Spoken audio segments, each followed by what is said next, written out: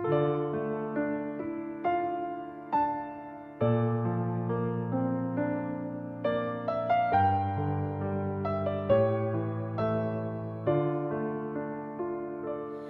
តីសង្ឃឹម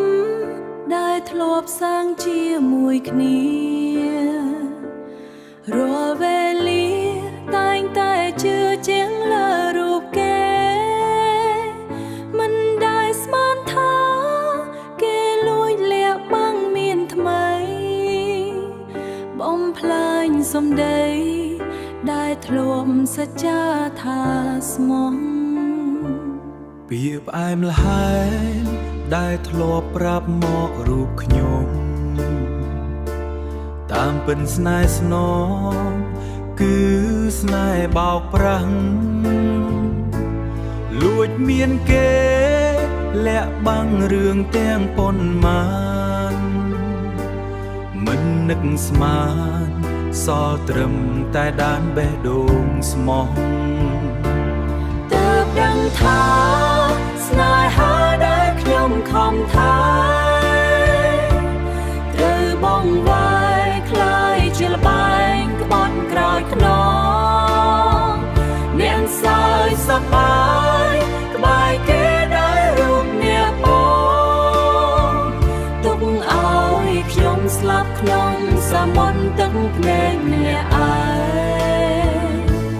ឈប់បន្តទៀតចុះខ្ញុំដឹងខ្លួនឯងច្បាស់បើចិត្តអ្នកផ្លាំងក៏ខ្ញុំមិនខាត់នាំចំបាយទៅចុំមាសស្នេហ៍កុំខ្វល់ពីមនុស្សបែកឆ្វេងដែលធ្លាប់ចាញ់ល្បែងនៃពាក្យសម្ដីក្បត់ក្រោយខ្នង